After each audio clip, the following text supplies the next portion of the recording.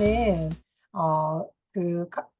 최상준 교수님께 제가 그 잼과 관련한 것을 저희 말하는 흔히 말하는 이제 직무 노출 매트릭스와 관련한 것을 부탁을 드렸습니다. 저희 학회원 분들께서도 이제 역학 연구를 진행하시거나 외국의 연구들을 보다 보면 주로 이제 노출의 지표로 사용하는 것이 그 직무 노출 매트릭스라는 것을 가지고 그것을 노출을 가지고 노출로 평가해서 이제 어소시에이션을 보는 이런 연구들을 많이 보셨을 텐데요. 저희 학회원분들한테 사실 이제 저희가 역학 연구를 할 때 제일 중요한 것 중에 하나가, 그리고 많이 외국 연구에서 부러워했던 것 중에 하나가 이제 잡 익스포저 매트릭스일 텐데, 최정현 교수님께서 지금 수년째 이 직무 노출 매트릭스와 관련한 연구들을 꾸준히 해오고 계십니다. 오늘 발표를 해 주실 최정쌤 간단하게 설명을 드리면요. 서울대학교 보건대학원에서 석사, 박사 하셨고요. 지금 원진 노동환경건강연구소 책임연구원 거치셔서 대구 가톨릭대에서 부교수 하시고 2020년부터 지금 현재 가톨릭대학교 보건의료경영대학원에서 일하고 계십니다. 제가 알기로도 한 20년, 거의 한 20년, 2000년대 후반? 2010년대 후반쯤부터 잼과 관련한 일들을 본격적으로 하셨던 것 같고요. 2020년부터 산부인원 연구 영역으로, 저 중장기 연구 영역으로 잼과 관련한 연구들을 꾸준히 하고 계십니다. 그래서 오늘 제가 특히 최근에 이제 하고 계신 작업이 측정이나 특검 자료를 활용해서 직무노출 매트릭스를 개발하는 작업을 하고 계셔서 현재 진행 상황과 그다음에 저희들이 이제 앞으로 역학 연구에 활용하게 될 때의 가능성 등을 해 주십사 부탁드렸습니다. 선생님 강의 부탁드리겠습니다. 네, 네, 안녕하십니까. 소개받은 최상주입니다.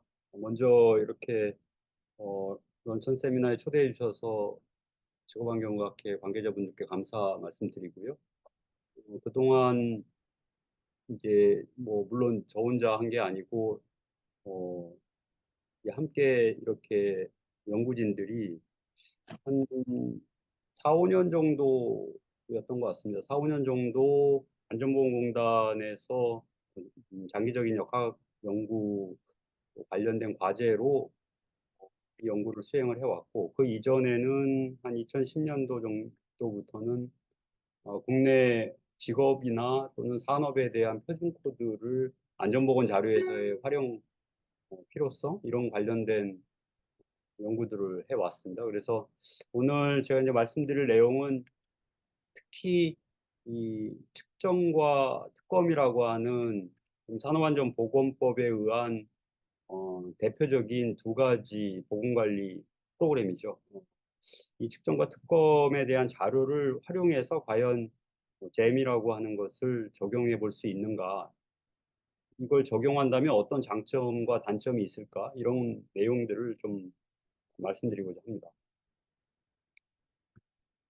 먼저 첫 번째는 이 질문부터 출발해야 될 것 같아요.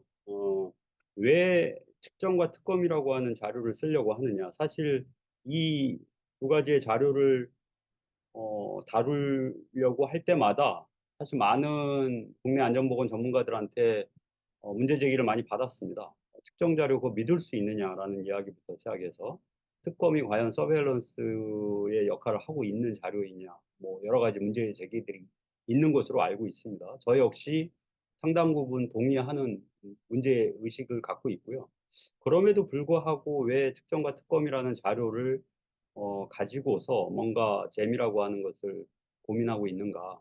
이걸 다른 표현으로 하자면 저는 이제 노출 감시 체계라고 하는 형태로 말씀드리고 싶고요.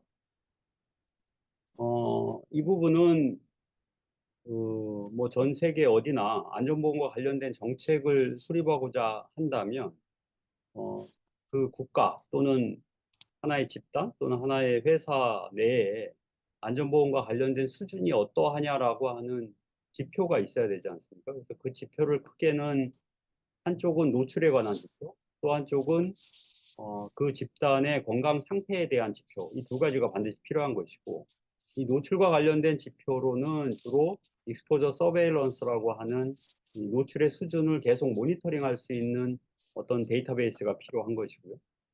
질병에 대해서는 특히 직관이 분들은 더욱 잘 아시겠지만 헬스 서베일런스의 개념으로 과연 어떤 상병이 어떤 집단에 나타나고 있는가에 대한 자료가 필요한 거죠.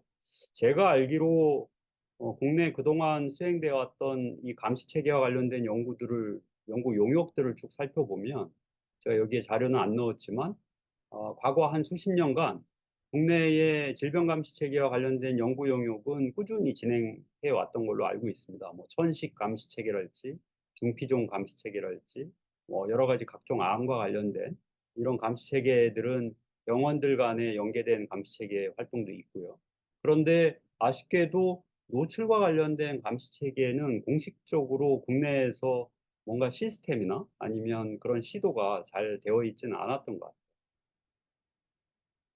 그런데 직무노출 매트릭스라고 하는 것은 잘 아시다시피 어, 뭐 상당히 오래 전부터 이 역학연구 쪽에서는 활용돼 왔던 연구 방법론이죠. 이 매트릭스는 한 축은 굳이 이제 잡이라고 표현된 것은 과거 초기에는 주로 하고 있는 일의 특성, 특히 이제 직업 또는 오큐페이션 코드를 주로 활용했던 그런 접근이었기 때문에 한 축은 잡이라고 표현을 했지만 이것은 일과 관련된 변수라고 볼 수 있겠고요. 대개는 어떤 직업이냐 또는 어떤 산업이냐 또 거기서 어떤 태스크의 업무를 하느냐라고 하는 변수가 되겠죠. 그리고 또 한 축으로는 노출 가능한 유해한 인자가 뭐냐.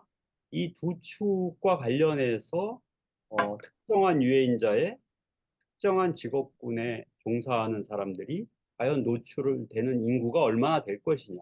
이걸 우리는 프리밸런스라고 표현을 하고 있고요. 또는 그 특정한 인구는 그 유해인자의 어느 정도 강도로 노출이 되고 있느냐. 인텐서티에 대한 크기를 알아야 되겠죠. 대개는 프리밸런스나 인텐서티와 같은 지표들을 잡과 에이전트를 크로스로 해서 데이터베이스화하는 것을 우리는 잼이라고 표현해 볼 수 있을 것 같고 여기에 시기라고 하는 시간의 변수를 축으로 더한다면 과거에 대한 노출력을 추산하는 이런 쪽으로도 활용이 가능하게 할 겁니다. 그랬을 때 그러면 이런 잼을 만들어 왔던 접근 방식을 보면 주로 어떤 자료들을 활용했는가?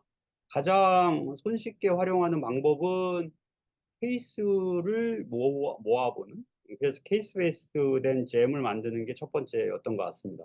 여기서의 케이스라고 하는 것은 대개 이제 가장 명확한 케이스, 특히 등록 정보 중에 가장 명확하다고 볼 수 있는 사망 등록이랄지 또는 보상 자료랄지요. 요런 또는 뭐 서베일런스 시스템을 통해서 질병 감시 체계에서 나타나는 그런 환예들이 있겠죠. 이런 부분들을 모아서 사망자들 중에 또는 백혈병 산재 보상을 받은 사람들 중에 어떤 직업이 많고 어떤 산업이 많느냐를 거꾸로 노출에 대한 지표를 역으로 확인하는 이런 접근이 이제 케이스 베이스드 잼인데 이것보다는 사실 노출의 양을 정확하게 추정하는 쪽으로 간다면 노출 자료 그 자체를 가지고 잼을 만드는 것이 더 타당할 겁니다. 이걸 우리는 익스포저 베이스드 잼이라고 표현을 하죠. 이게 가능하려면 특히 전체 인구 집단을 대상으로 한 직업이나 산업의 변수별 노출의 수준을 알기 위해서는 국가 차원의 노출 데이터베이스가 반드시 필요합니다.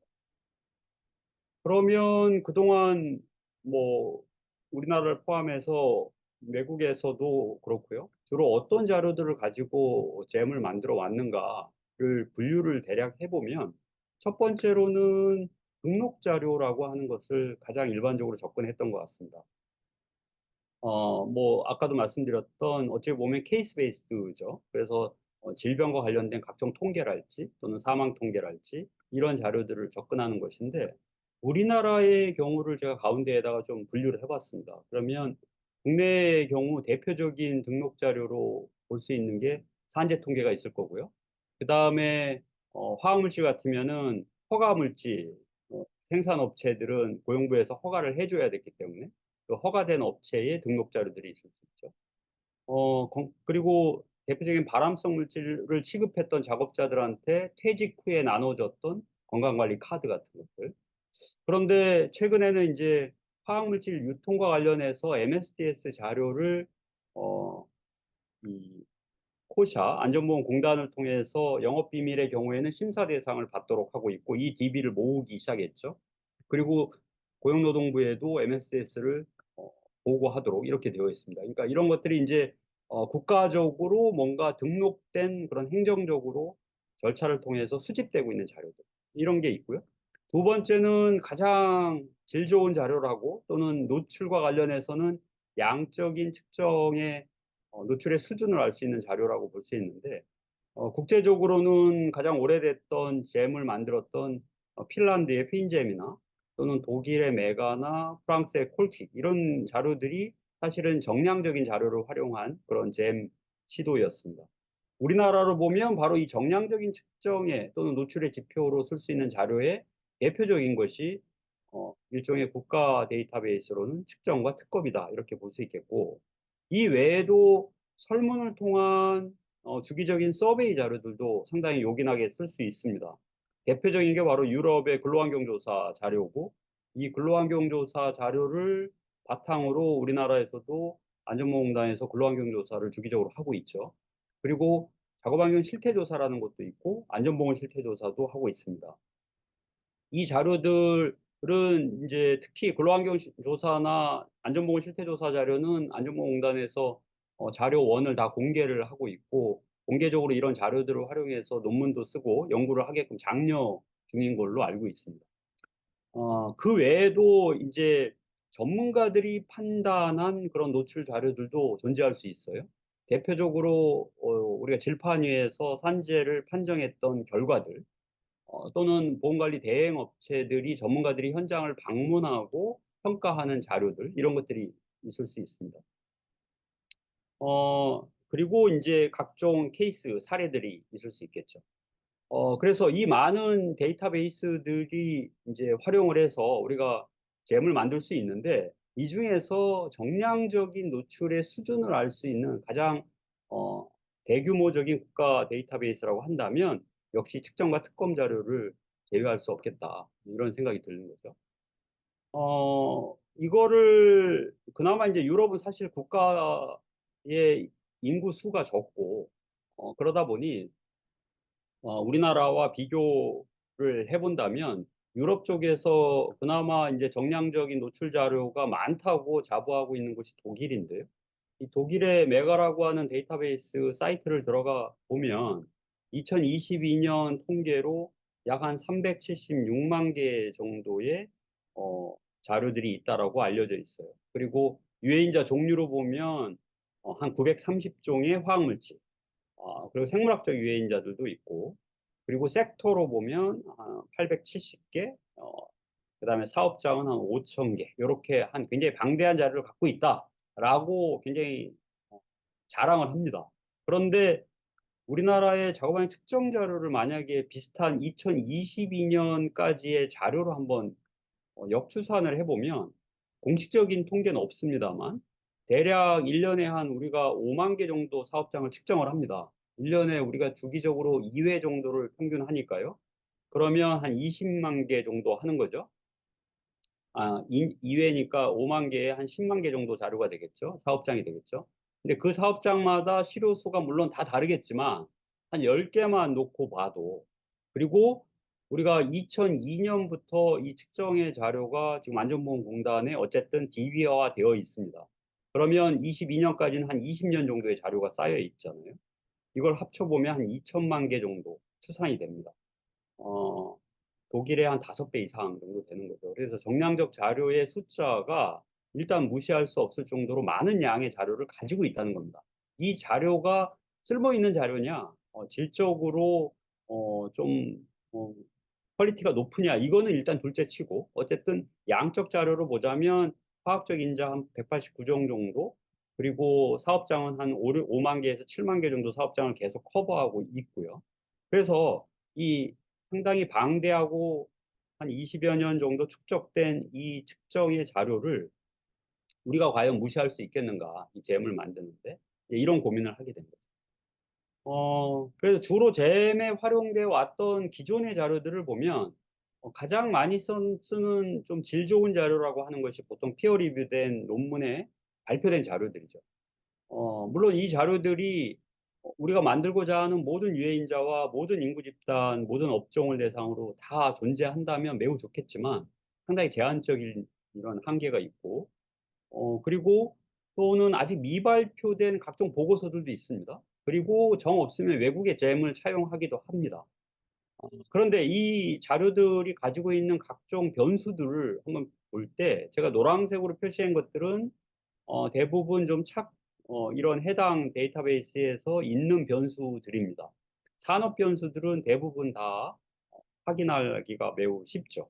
그런데 그 산업 이하의 좀 더 구체적인 어, 노출과 관련된 자료, 예를 들어서 부서랄지 또는 단위 작업 장소 또는 공정이랄지 이런 자료들은 사실 쉽게 접근하기 어렵죠.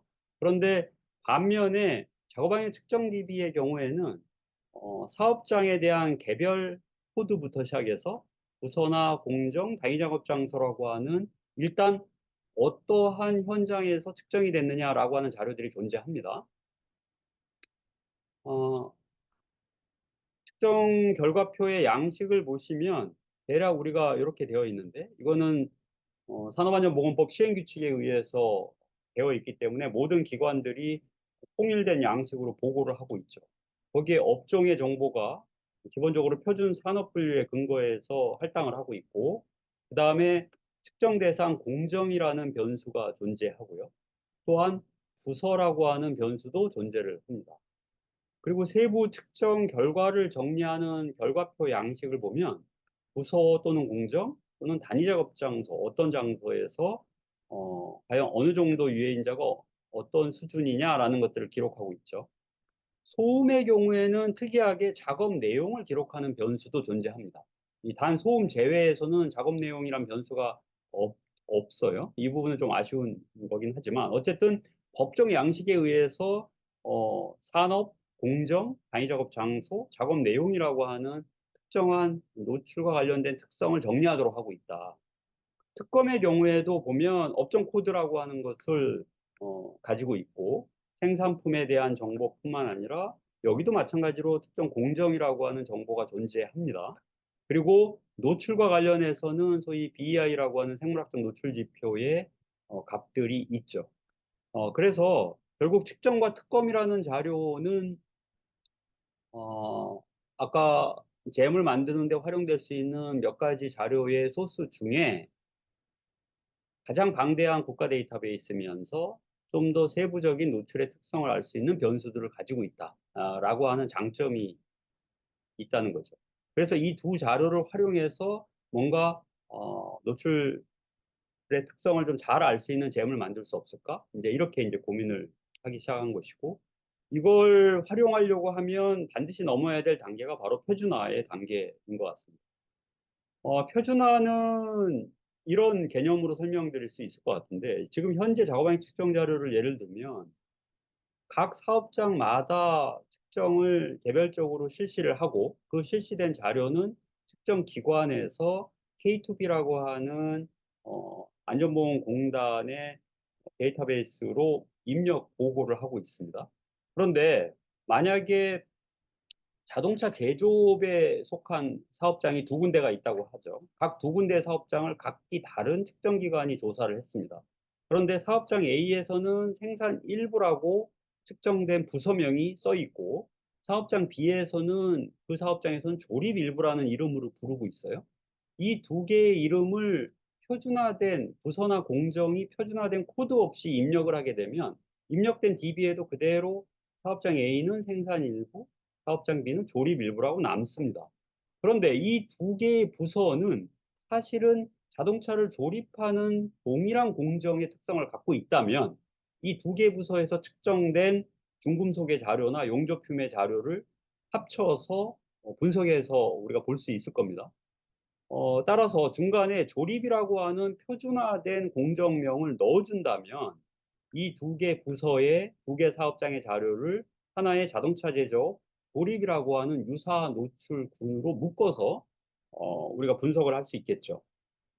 그리고 물론 사업장 A의 생산 일부, B의 조립 일부라고 하는 기존 정보도 그대로 남겨두는 것이죠. 이런 자료들은 개별 사업장에서 본인들이 확인하고 활용하는 데 쓸 수 있는 것이고, 표준화된 정보는 제3자가 사업장의 특수한 정보를 모르더라도 이 안전보건 연구와 또는 정책을 만드는 데 있어서의 노출 감시 자료로 쓸 수 있겠다. 따라서 기존에 조사된 날것의 자료를 반드시 표준화라고 하는 정보를 활용해서 데이터베이스화 해야만이 우리가 잼을 만들 수 있다고 봅니다.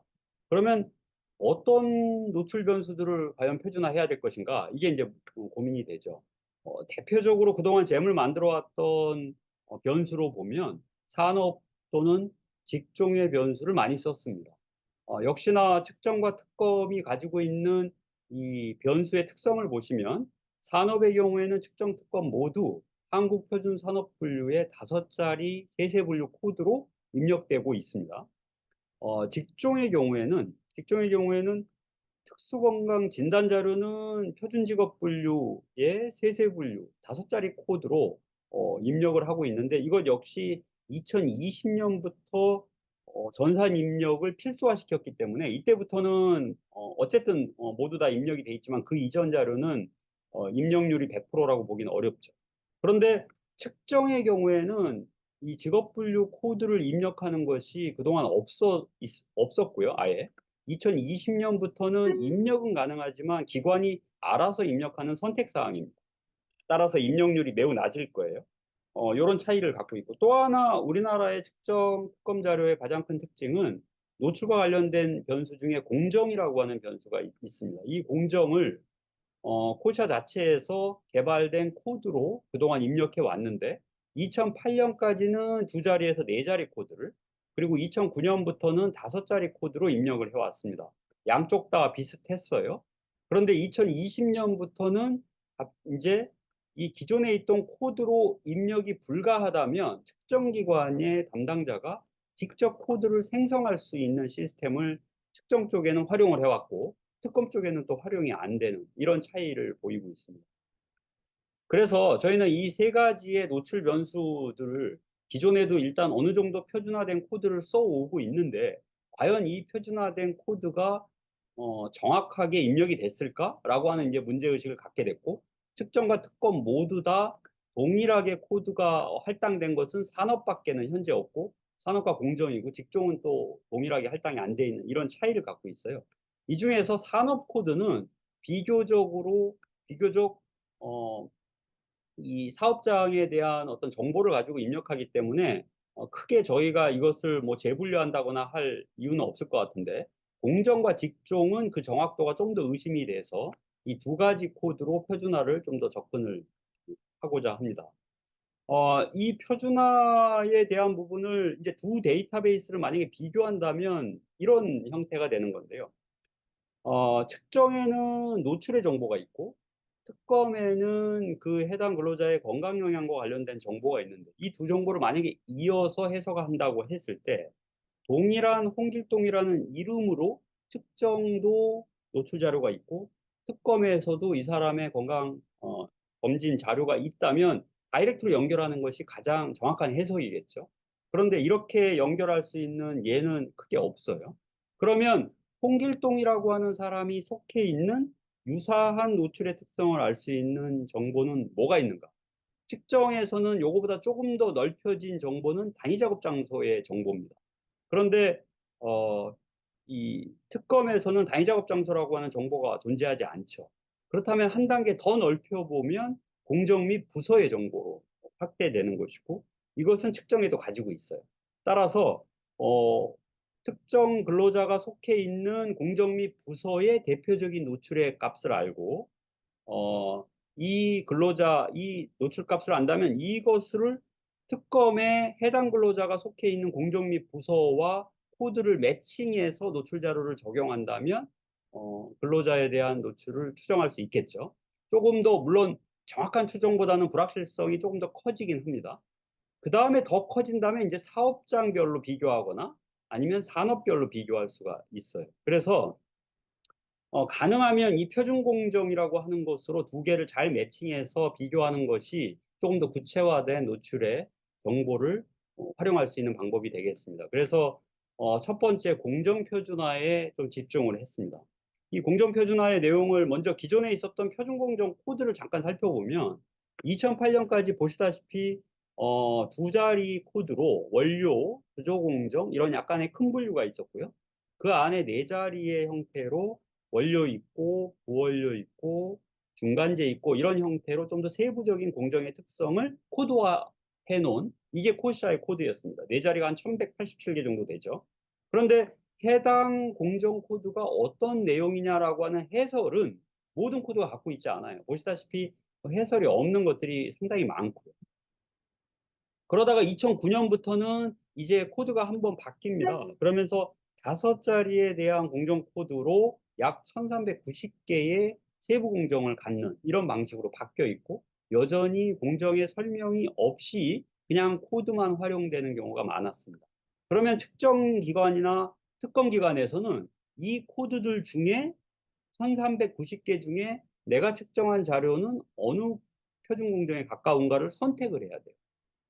여기는 레이저 마킹이다. 여기는 지원 운영이다. 또는 부재료 입고다. 이런 것들을 정확하게 하나씩 선택해서 입력을 해야 되는 것이죠. 과연 그것이 쉬웠을까? 이제 이런 문제의식이 있고요. 또 하나는 2020년부터 그러다 보니까 측정 기관이 직접 코드를 생성해서 8,000번대로 다섯 자리 코드를 생성합니다. 그리고 해당 공정을 정의를 내리면서 공정 코드를 만들어서 입력할 수 있도록 바꿨어요. 그런데 안타깝게도 이렇게 바꾸다 보니 기존에 사실 도장, 판금 이런 공정들 원래 코드에도 있거든요.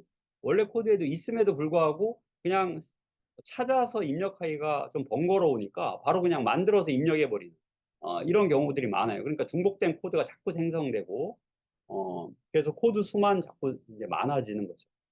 그래서 현재까지 그동안 사용해 왔던 표준 공정 코드가 있었지만 숫자가 너무 많았고 그것들이 제대로 정확하게 입력될 가능성이 좀 낮았다. 반면에 작업환경 실태조사를 공단에서 또 합니다. 이 작업환경 실태조사에서도 특히 화학물질 실태조사를 할 때 이게 어떤 공정에서 사용하는지 표준 공정을 쓰거든요. 이 실태조사에서 쓰는 표준 공정은 보시다시피 한 40개의 공정 코드를 쓰는데요.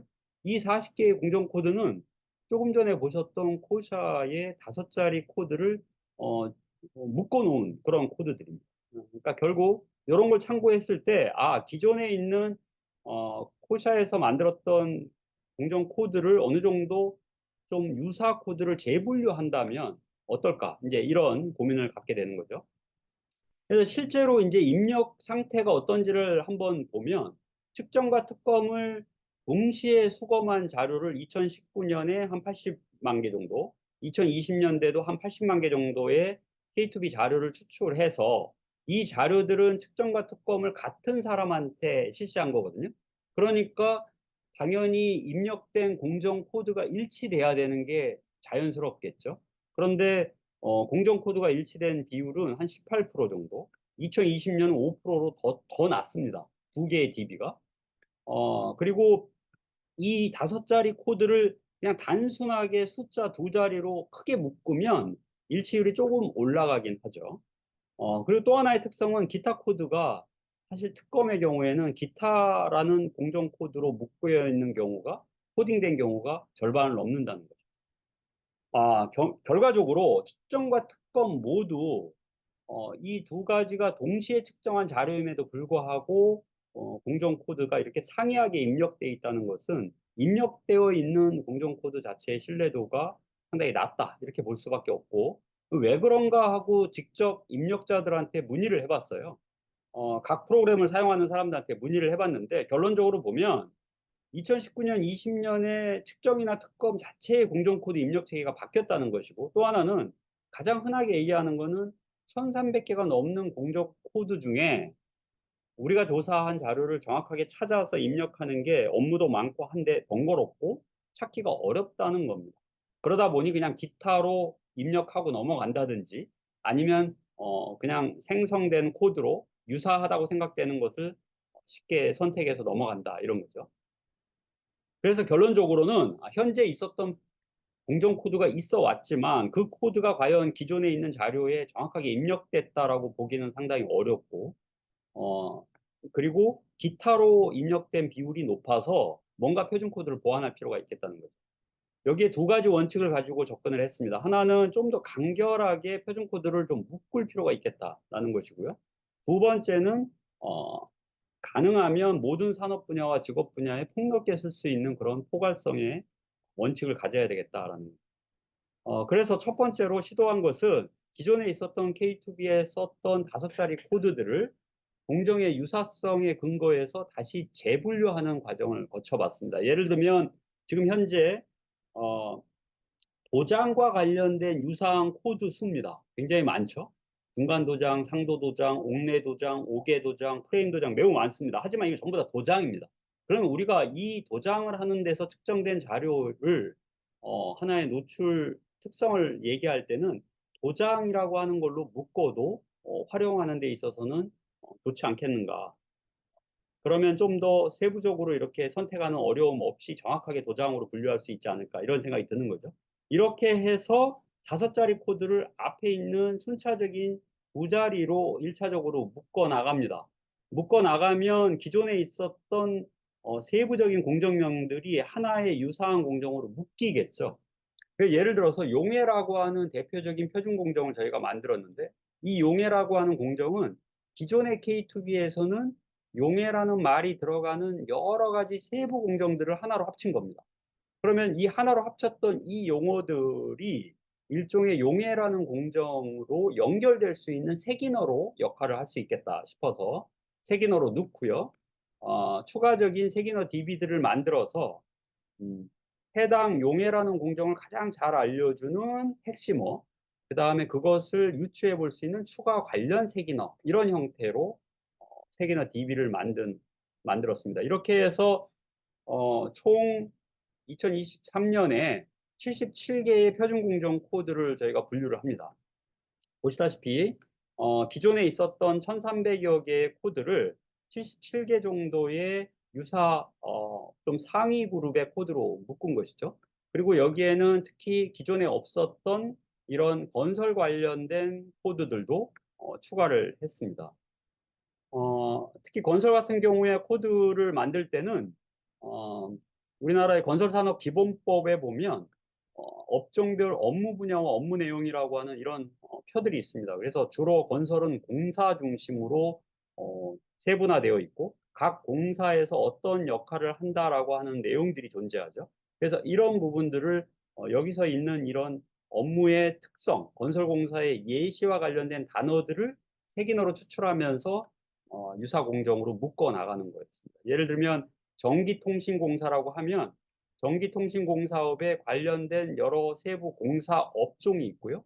이 세부 공사업마다 관련된 내용들을 단어로 이렇게 추출하면 색인어가 될 것이고, 이 색인어들 중에 이 전기 및 통신공사업과 가장 잘 어울리는, 즉 전기통신공사를 가장 잘 설명해주는 핵심 색인어와 관련된 색인어 DB로 추출하는 이런 방식으로 해서 표준 공정을 만들었습니다.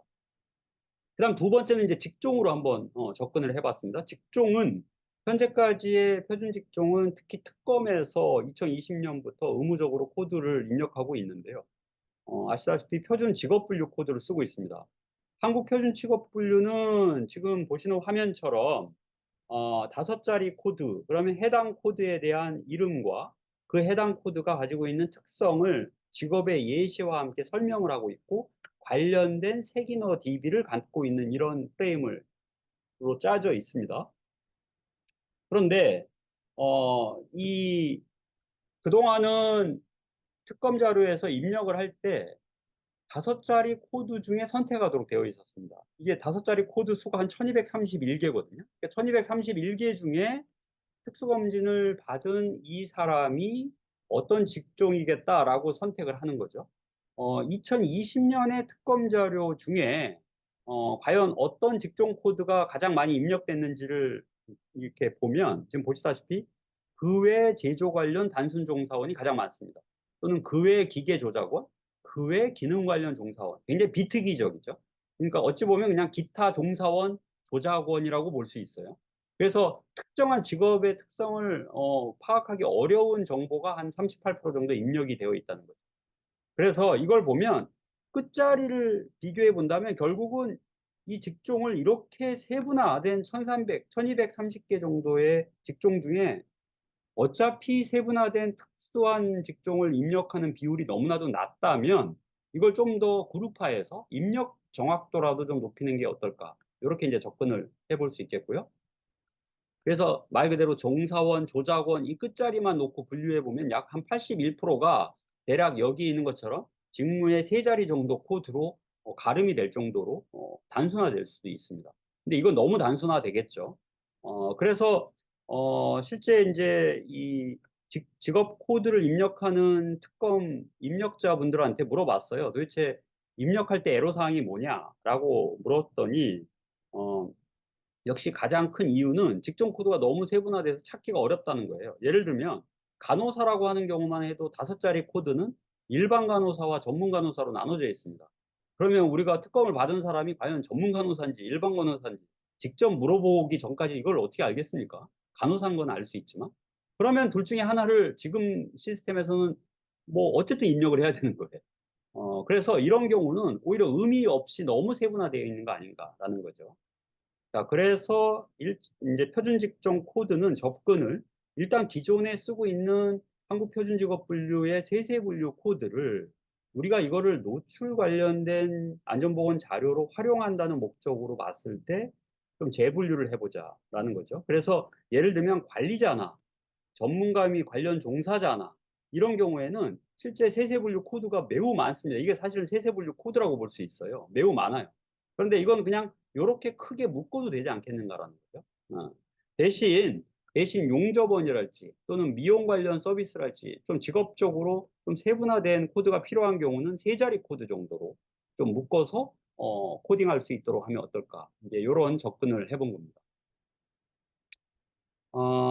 근데 이렇게 하다 보니까 하나의 특성이 뭐냐 하면 표준 직업 분류의 경우에 여기 보시면 어, 지금 식품 81번을 보면 식품 가공 관련 기계 조작직이라는 게 있고요. 이쪽에 71번 쪽을 보면 식품 가공 관련 기능직이라고 되어 있습니다. 이쪽은 기능직이고 여기는 기계 조작직이지만 이거는 이제 직능 수준이 달라서 이렇게 표준 직업 분류에서 분류를 한 것이지만 저희가 안전보건이나 노출 관점에서는 결국은 식품 가공 관련 일을 하는 현장직이라고 볼 수 있어요. 그러면 이 부분들은 사실 합칠 필요가 있죠. 이런 특성을 잘 나타내고 있는 분류가 바로 고용직업 분류입니다. 고용직업 분류는 주로 이 직업의 유형, 즉 직능의 수준, 이제 교육의 수준을 먼저 따지는 게 아니라 직업의 유형을 가지고 먼저 분류를 합니다. 그래서 예를 들어서 캐코의 2018을 보면 판금원 또는 단조원 이런 어떤 일을 하느냐에 따라서 판금원과 판금기 조작원은 이렇게 세부적으로 분류되지만 결국은 같은 유형의 일을 하는 직업 유형으로 묶어 있어요. 그런데 이 표준 직업 분류의 경우에는 앞자리 코드 번호가 다르죠. 판금호는 7번대고 판금기 조작원은 8번대입니다. 이게 이제 직능의 수준이 다르다고 하는 것 때문에 서로 초기 앞분류, 대분류부터가 바뀌는 거죠. 그래서 이런 형태를 캐코를 좀 활용해서 캐코의 방식을 고려해서 얘네들은 그냥 하나의 직업으로 재분류할 필요가 있겠다라는 겁니다. 그렇게 해서 결론적으로 2023년까지 현재 지금 82개의 표준 직업 코드를 만들어 봤습니다. 이 코드는 사실 새롭게 만들었다기보다는 통계청에서 하고 있는 표준 직업 분류의 5자리 코드 시스템에서 노출 관점에서 어떤 경우는 매우 큰 대분류 코드로 그냥 쓰고 어떤 경우는 아주 세세 분류 코드를 그대로 쓰고 하는 형태로 분류를 해본 것입니다. 이렇게 분류를 하고요. 이 분류된 코드를 기존에는 5자리 이 케이스코 코드로 입력이 되어 있을 텐데 기존의 코드와 이렇게 호환이 될 수 있도록 저희가 연계를 할 수 있습니다. 그렇기 때문에 이 크게 기존에 있는 세세 분류나 또는 기존 표준 직업 분류의 각종 코드로 입력되어 있다면 그 코드를 저희가 재분류한 표준 직업 코드로 할당이 가능하도록 이런 시스템으로 좀 만들어 놓은 거죠. 어, 이게 이제 그렇게 연계되어 있는 코드입니다. 예를 들어서 원예 및 적용 종사자 같은 경우를 이제 케이스코 코드로 보면 612번 코드에 해당이 되는 것이고요. 또 건설 같은 경우는 좀 더 자세한 이 네 자릿수 코드, 케이스코 코드를 저희가 그대로 표준 분류해서 활용을 하고 있고요. 때에 따라서는 아주 다섯 자리 코드도 그대로 표준 직업 분류로 활용을 하고 있습니다. 단 이제 이런 식으로 주조 및 단조원은 7번대 코드와 8번대 코드를 다 합쳐서 그냥 주조 및 단조원으로 묶을 수 있도록 이런 식으로 이제 만들어 놓습니다. 그러면 이거를 이렇게 묶으면서 기존에 이렇게 한 네 자리 또는 다섯 자리로 분류됐던 것들을 하나의 연구원이라고 묶은다면 이 표준직업 분류의 매뉴얼에 있는 각종 직업 예시 정보, 설명 정보가 있어요. 여기 있는 단어들을 이제 추출해서 이 크게 묶은 직업 코드를 설명하는 세기너 DB로 제가 만들어낼 수가 있고요. 특히 아까 말씀드렸던 간호사의 종류가 사실은 세세 분류에서는 이렇게 다양하게 나눠지지만 이것들을 그냥 하나의 간호사로 묶고 대신 이 간호사에 할당될 수 있도록 각각의 이 세부 명칭이나 하는 일들을 세기노로 연결을 하는 것이죠. 그래서 각자 우리가 이제 만들어 놓은 코드별로 이 코드의 직업들이 어떤 일들을 하는지에 대한 주요 단어들을 추출을 해서 이런 단어들을 색인어로 넣어서 이제 이 분류를 할 수 있도록 이렇게 만들어 봤습니다. 지금까지 이제 표준화에 대한 말씀 드렸는데 이게 한 2021년부터 한 3차 년도에 거쳐서 좀 시행착오를 거치면서 평가도 받고 하면서 이제 재분류를 했고요. 그래서 최종 현재까지는 표준공정 77개, 직종 82개로 만들었고 이 만들어 놓은 코드를 이제 지속적으로 조금씩 보완해 가고 있는 중인데요. 이 보완 중에 하나가 뭐냐 하면 표준 공정과 표준 직종을 연계할 수 있는 그런 코딩 시스템으로 지금 보완 중입니다. 예를 들어서 주입이라고 하는 공정 작업을 한다면 이 사람은 주입원이라고 하는 직업 코드와 연계가 쉽겠죠. 그래서 이런 것들이 바로바로 연결될 수 있는 그런 색인어로 서로 보완을 하고 있고 그렇게 보완을 한다면 표준 공정의 정보만 가지고도 이 해당 표준 공정에는 어떤 직종 코드가 맞겠다라고 바로 연결을 할 수가 있어요.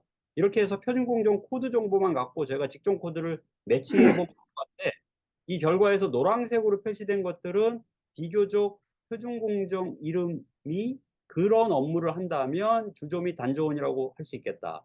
도금을 하네? 그러면 이 사람은 도금 조작원이라고 할 수 있겠다. 이건 거의 좀 정확하게 매칭된다고 볼 수 있는 경우고요. 그렇지 않은 하얀색의 경우에는 이 매칭된 직종 외에도 존재할 수 있거나 이러기 때문에 어, 그대로 신뢰하기는 어렵죠. 그래서 어쨌든 공정과 직종이 동시 매칭될 수 있는 그런 세기너의 데이터베이스를 좀 확충하는 이런 방향으로 지금 접근을 하고 있습니다. 그래서 요거를 조금 더 쉽게 평가도 받고 표준 코드를 할당하는 데 도움을 주기 위해서 저희가 이제 검색기라고 하는 것을 만드는 작업을 했는데요. 이 검색기는 미국 나이아시에서 이미 이런 형태의 코딩 시스템을 좀 만들고 있었어요. 이걸 좀 착안을 했습니다. 여기 보면 여기에 지금 여기는 인더스트리 타이틀, 여기는 오큐페이션 타이틀이 있죠. 그런데 예를 들어서 오큐페이션 타이틀에다가 이 자동차 정비 작업을 한다라고 제가 이렇게 타이핑을 쳐서 오토 코드를 검색을 하면 밑에처럼 한쪽은 인더스트리 코드를, 한쪽은 오큐페이션 코드를 최소 5개의 가장 적절한 코드라고 이렇게 추천을 해주는 겁니다. 이런 이 코드를 찾아주는 좀 도와주는 이런 시스템을 저희가 참고를 해서 저희도 알샤인이라고 하는 프로그램을 활용해서 동국대학교의 박정 교수님과 함께 이 코드 검색기를 만들어 봤습니다. 그래서 어, 요거는 이제 직접 한번 화면을 좀 보면서 하는 게 나을 것 같은데요.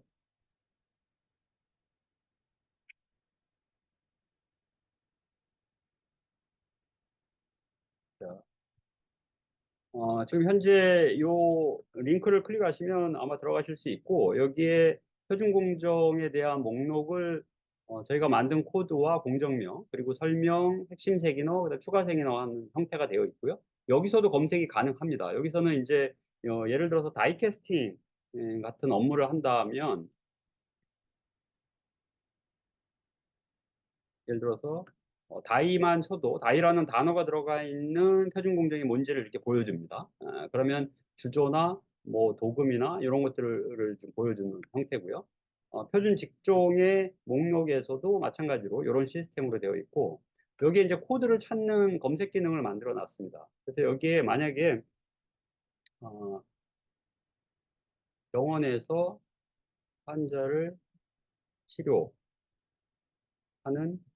업무를 수행한다. 이런 식으로 이제 문장을 만약에 검색을 한다면 이 우리가 입력한 문장의 단어들과 기존에 있었던 표준 공정과 표준 직종 코드의 세기너들과의 매칭을 가지고서 일치된 점수가 가장 높은 것들 위주로 표준 공정과 표준 직종 코드를 이렇게 순위로 배열을 해줍니다. 그럼 이 중에서 검색자가 보고 또 표준 공정의 설명을 잘 보시고 이런 업무를 한다면 이건 표준공정 건강관리 업무, 건강관리 공정이라고 할 수 있겠구나. 표준 직종은 간호사, 내가 볼 때는 이건 간호사인데 그러면 간호사라고 할 수 있겠구나. 이런 식으로 이제 선택을 할 수 있는 그런 방식으로 만들었습니다. 다시 자료를 좀 가서요. 어, 음, 이런 이제 표준 코드를 접근해서 제대로 좀 찾기 쉽게끔 만들고 난 다음에 그 다음에 그러면 표준화된 코드를 재정리했으면 이제 이걸 가지고서 이제 잼을 어떻게 만들 것인가로 접근을 해봐야겠죠. 어, 이것은 크게 보면 이런 모형으로 설명을 드릴 수 있을 것 같은데, 기존의 측정과 특검 기관에서 각종 실시된 자료를 K2B라고 하는 데이터베이스로 입력을 해오고 있습니다. 그런데 이 입력된 자료가 애초 입력 때부터 표준 코드가 정확하게 입력이 된다면 활용도가 높겠지만, 앞서 말씀드렸듯이 기존 코드에 대한 입력의 정확도는 낮다고 볼 수 있어요. 그래서 저희가 재분류된 코드를 가지고서 기존에 입력된 자료, 첫 번째 역할이 바로 뭐냐면 기존에 입력된 한 20년치의 자료를 표준 코드를 다시 재할당할 필요가 있는 거죠. 그래서 재할당을 정확하게 해서 그 DB를 가지고서 잼을 만드는 요게 이제 첫 번째 작업이고 향후에는 아직은 탑재가 안 돼 있는데요. 향후에는 만약에 이 재분류된 코드가 타당성이 높다면 아예 입력 단계에서부터 이 코드를 활용해서 정확하게 입력할 수 있도록 이렇게 할 것입니다. 그래서 저희가 이제 기존에 있었던 측정 자료, 특검 자료에다가 표준 코드를 적용해서 잼을 만드는 시도를 하고 있는데 그중에 첫 번째는 산업과 공정이라고 하는 두 개의 코드를 기반한 잼을 만드는 접근을 합니다. 이게 이제 어, 하나의 예를 보자면 벤젠 포르말데히드 성명과 관련해서 2002년부터 한 20년치의 측정 자료를 공단으로부터 받습니다. 이러면 한 47만 5천 개 정도 될 텐데 여기서 물론 이제 클리닝을 좀 해야 됩니다. 여러 가지 클리닝 단계가 있어요. 물질명에서 특히 성면의 경우에 뭐 활석이라고 하는 부분을 제외를 한다든지, 그 다음에 TWA 자료만 추출한다든지, 노출 기준 자료가 좀 불명확하게 입력됐다고 판단되는 건 제거한다든지, 이런 클리닝 자료를 거쳐서 자료를 뽑고요. 이 뽑아낸 자료에 그 다음 이제 중요한 것은 표준 코드, 즉 산업 코드 같으면 기존 코드를 그대로 쓰지만 공정 같으면 표준 공정 코드를 다시 재할당해야만 활용할 수 있기 때문에 재할당해야 됩니다. 그런데 이때 앞서 얘기했듯이 2008년도까지는 이런 4자리 코드 그리고 2009년부터는 5자리 코드로 입력이 되어 있는데 입력된 정보 자체가 기타 코드가 아니라 그래도 이 중에 어떤 하나의 코드로 입력되어 있다면 그 코드를 새로운 표준 공정 코드와 이렇게 연계될 수 있도록 저희가 연계표를 만들어 놨습니다. 그래서 기존에 27번의 표식이라고 하는 코드는 뭐 준비 지원이라고 하는 코드로 우리가 바로 연결을 해놨기 때문에 기존에 입력된 코드는 저희가 새로 분류된 코드로 바로 변환을 시키고 단 문제는 기타라고 입력된 경우에는 새로 할당을 해야 되죠. 이때 새로 할당을 어떻게 할 거냐? 측정 자료가 가지고 있는 이런 정보들과 표준 공정이 가지고 있는 이런 핵심 세기너 공정명과의 단어의 일치도를 가지고서 할당하는 방식을 썼습니다. 아까 말씀드렸듯이 부서나 단위 작업 장소는 측정 기관에서 서술형으로 기입을 한단 말이죠. 이 기입되어 있는 자료에다가 우리가 표준 코드를 매칭을 좀 시켜보는 겁니다. 이렇게 매칭을 시켜본 결과로 보면 벤젠을 예를 들면 기존의 일반 코드로 입력되어 있는 게 5자리 코드 중에 어느 하나로 입력된 게 한 7만 9천 개인데 나머지 한 2만 개 정도는 사실은 기타 코드이거나 입력이 안 돼 있었어요. 근데 이런 것들도 표준 코드로 재할당이 알고리즘을 짜서 저희가 재할당을 할 수 있어서 대략 한 80% 이상의 재할당 코드를 만들 수 있습니다. 그걸 만들면 지금 이런 형태의 태블로라고 하는 시각화 프로그램을 써서 저희가 좀 만들어 놓은 예인데요. 산업 업종을 선택하고 특정한 공정을 선택하고 특정한 연도를 선택하면 그 기간의 노출의 패턴을 보거나 또는 세부, 특히 이 세부 공정에 대한 정보를 같이 들여다보면서 노출의 수준을 볼 수 있는 이런 형태로 인더스트리 프로세스와 관련된 잼을 만드는 시도를 하고 있습니다. 이건 포르말데이드의 경우고요. 이건 성면의 경우입니다.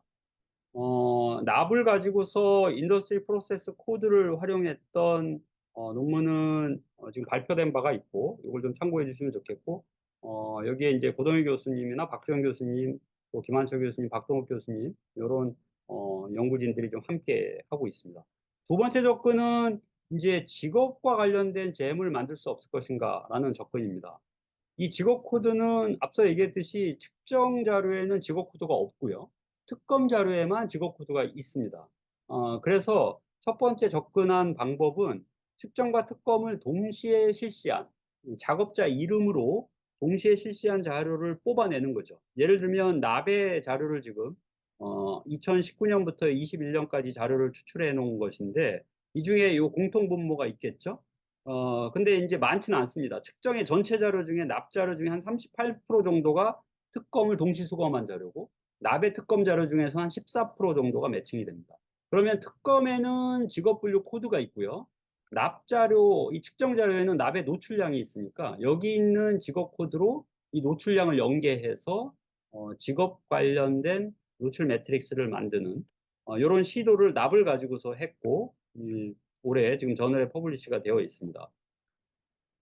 그런데 이렇게 접근하는 방식에는 좀 한계점이 있어요. 앞서 얘기했듯이 전체 자료 중에 일부분만 쓸 수 있다는 것이고 또 하나는 이 측정과 특검을 모두 실시한 자료와 모두 실시되지 않고 나머지 자료가 있잖아요. 측정만 실시된 자료에 납을 예를 들면 납의 평균적인 노출 수준 자체가 측정 특검을 모두 실시한 게 좀 더 높게 나타납니다.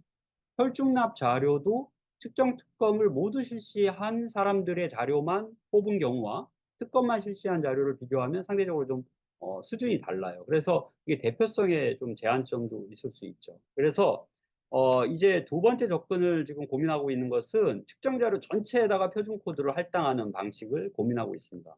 그래서 측정 자료의 각종 아까 단위 작업장 정소 또 공정 부서의 이 각종 정보에다가 표준 직업 코드가 가지고 있는 이런 정보들을 매칭을 시키는 거죠. 매칭을 시켜서 동일한 단어로 매칭이 되면 그 직업 코드를 할당하는 이런 방식인데요. 오른쪽에 있는 거를 왼쪽의 단어와 매칭하는 방법, 왼쪽에 있는 단어를 오른쪽에 있는 표준 코드 단어와 매칭하는 방법. 어쨌든 이 두 가지를 다 할당을 해봐서 납의 아까 그 3개년 측정 특검을 다 실시한 자료 들을 가지고서 납과 용접품을 가지고 이런 식의 이제 표준 직업 코드를 직접 할당하는 방식을 써봤는데 뭐 한 90% 이상이 하나의 할당을 할 수 있는 가능성은 저희가 보고 있습니다.